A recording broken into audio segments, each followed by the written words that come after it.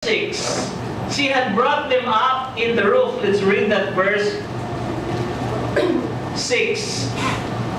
Mamlay na po akong madala akong glasses.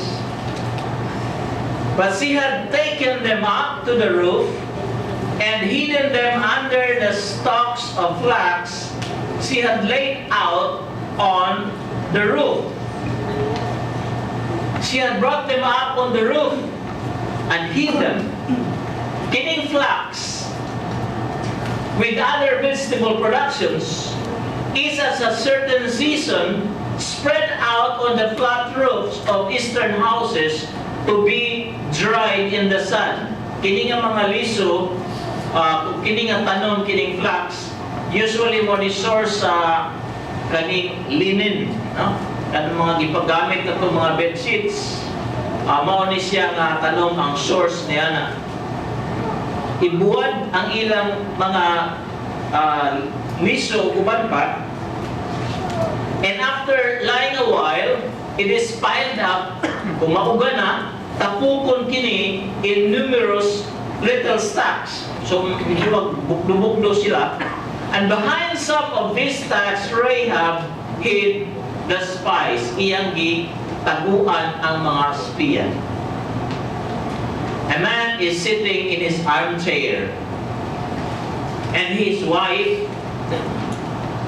came up behind him and hits him over the head with a frying pan.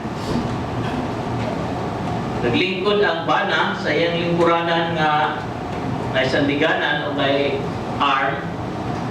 Miabot ng asawa diri sa likod. Gibuna ko sa ng frying pan kanang kahat na. Gibunala niya ang iyang bana sa ulo. Sa luyo, di wa kabantay kay giluyo man. What was that for? He exclaims. Nga namang imama kong gibunala ningon ang bana. The wife said, I found a note in your trousers saying, Gloria, 3 p.m.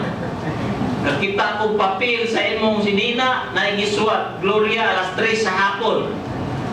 The husband quickly explains, Gloria is a name of a horse that was running at 3 p.m. and I did not want to forget. Nga na sa kabayo, nga nagdaslumba ba? Muna yung pustahanan. Ng kabayo, Gloria angan. Adi siya makalimot ang pusta kay alas 3 sa mga ilumba. The wife apologizes and they make up. Ay, masaylo ang asawa kayo ng bunala, taon sa duklan sa kaha, sa luyo. A few days later, he is sitting there again when she comes and hits him with an even bigger frying pan and knocks him out cold. Guyapan mo'y dako naman yun, dako naman yun. Ha? Saan ang dako na? Gawa na yun, gawa. Guyapan, tamba na. Tagag sa iyang gilingkuran. When he comes around, he exclaims, What was that for nga nang ibunala naman sa kunin mo? She replies, Gloria, your horse just told.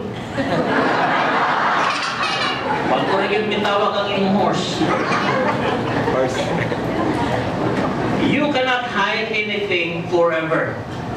We need to remember that even if we can hide something from people, we cannot hide from God. Di na ito mataguan.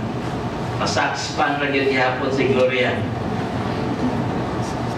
Secondly, second characteristic of a lie here, a lie is expressed by telling a half-truth. Tuma lang, dili kumplito nga kamatuoran ng isulti. Second part of verse 4. Yes, the men came to me, but I did not know where they were from. Tinuod ni Ari ang mga tao na pero ako kabalubis sila gikan. Her answer was half-truth. Because she knew where they came from. Kabalo siya. And therefore, unquestionably false and sinful. Though her intention was good, bisag maayo ang iyang tumong, Pero namakakyapon siya. But could she save the spies without telling a lie? Maluwas ba ka niya katong mga espiya kung wa siya mamakak? Yes. She certainly might still be used by God to save the spies. But she chose to lie instead of trusting God to do His own way. Namakak siya instead ng musalig sa Ginoo nga magbuhat sa iyang kaugalingong paagi sa pagluwas. Si Warren A. Candler was preaching to a large audience, and he used the text, the story of Ananias and Sapphira in Acts, the book of Acts, who told a lie to God and were struck dead. Acts chapter 5. He roared, God does not strike people dead for lying like He used to. Ang Ginoo di na mo patay niya itong mga tao nga mga bakakon sama sa iyang gibuhat kaniadto. If He did, where would I be? Kung iya palang patyon, dayon ang mga bakakon, asa na ako karon? Ingon na ang magwawali.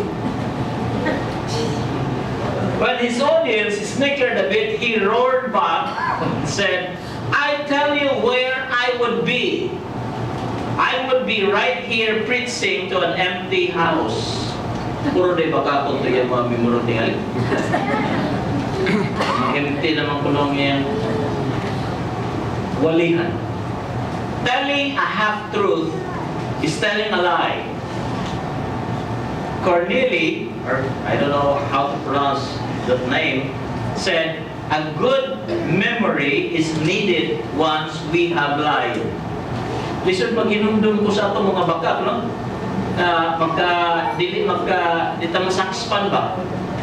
Kinahanglan yung kang maayo ng memory. Kanang pila ang memory? Kanang mga 10 gigabyte. Terabyte. Para hinumdum ka sa imong nabakak na para di masakspan. Thirdly, a lie is associated with darkness. Verse 5, when it was dark, pagkangit-ngit na. So it appears that it was after night and the king of Jericho sent messengers to Rahab, ordering her to produce the persons who lodged with her. And the time of shutting the glass in verse 5, the gates of an oriental city is closed at sunset. Kining ganito mga walled man ang city. Tanaw ko na ito na patay walled city. Kung imong basahon further ang book, kining city, ang Jericho, duha ang wall. Grabe yun ka protected, no? Duha yun ka wall. Kunya, part niya lang a wall, ang balay, the house of Rahab, was part of the wall. Naagyon nakasikit yun. Murag yun naagyon sa boundary to boundary, no? Nakapikit yun ang iyang balay. At sunset, the gate will be shut. Sirad na ang gate ni ining mga syudara. So, the season itself was friendly to the whole plot. Kani istoryaha, ang panahon mitabang yun ni ining maong istorya. Had these transactions taken place in daylight, it is scarcely possible that the spies could have escaped. Kung adlawan pa ni nahitabo, medyo maglisod yun o iskapo ang mga espiya. Pero kay gabi naman. But this is no excuse for the woman's fabrication. For God could have saved the messengers independently of her falsity. Pwedeng maluwas sa Diyos ang mga spies ni Joshua tungod sa iyang kagamhanan nga walay labot ang pagpamakak ni Rahab. God never says to any do evil that good may come of it. Wa yun magsugo ang Dios na maghimo kag daotan aron mo resulta og maayo. Wa kita suguan niya. Klaro kaayo kanang maong bitsing sa kasulatan. Fourth and lastly, a lie is used for deception. Verses 5 and 7. Saan ang deception? Paglimbong, ha? Paglingla. Paglingla, or mas doon na paglingla. Verse 5, the man went out, milakaw na, gawas na ang mga tao. This was a palpable, blatant deception because we know from the story that he hid the man. Itaguan niya, pero yung gina ng mga gwardya, milakaw na sila. Layas na. Wa na diha, pero iyang itaguan na aran diha. A gross falsehood and is not to be regarded in any other light. Dili ni way laing pagnalan ini, way laing pagtratar ni kundili pagpamaka. Her faith was weak. Of course, she had faith, but it was not as strong and therefore she adopted a wrong plan for accomplishing the right thing. Sayop ang iyang pagi para ma-accomplish, matuman, mahitabo ang saktong butang.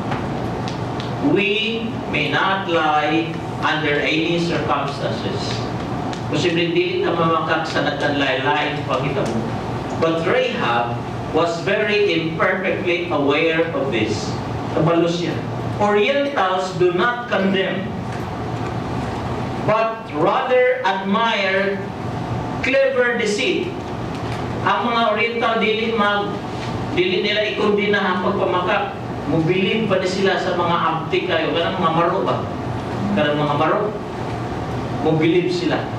And therefore, her conscience did not condemn her upon this point.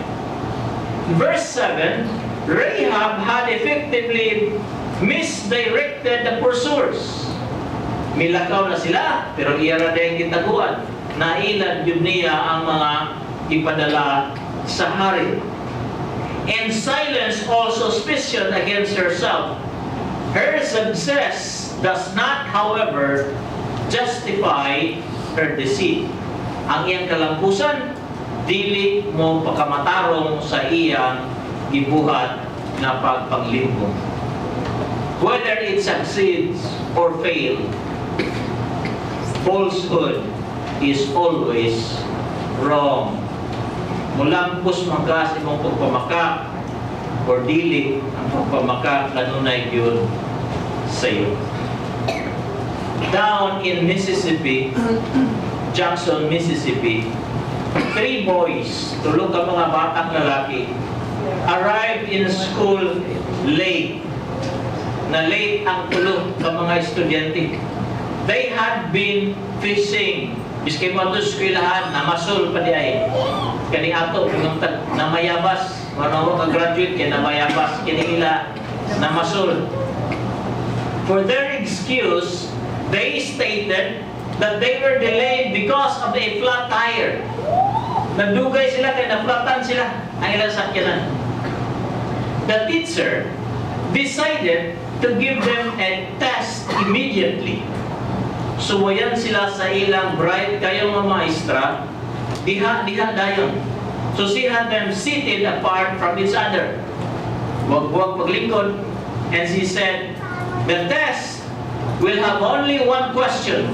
And you will have to write your answer in 30 seconds. 30 segundos ra. Usa ra ipangutana. Wag lang sila lingkod. The question was, which tire? Asa maligid ang naklat? The teacher was pretty sharp. There is no question as to the result of the test. Nasaks pa yun. Kaya wag man ito magkasabot sila dahil asay na flat sa upat kaligid. The boys were shown to be liars.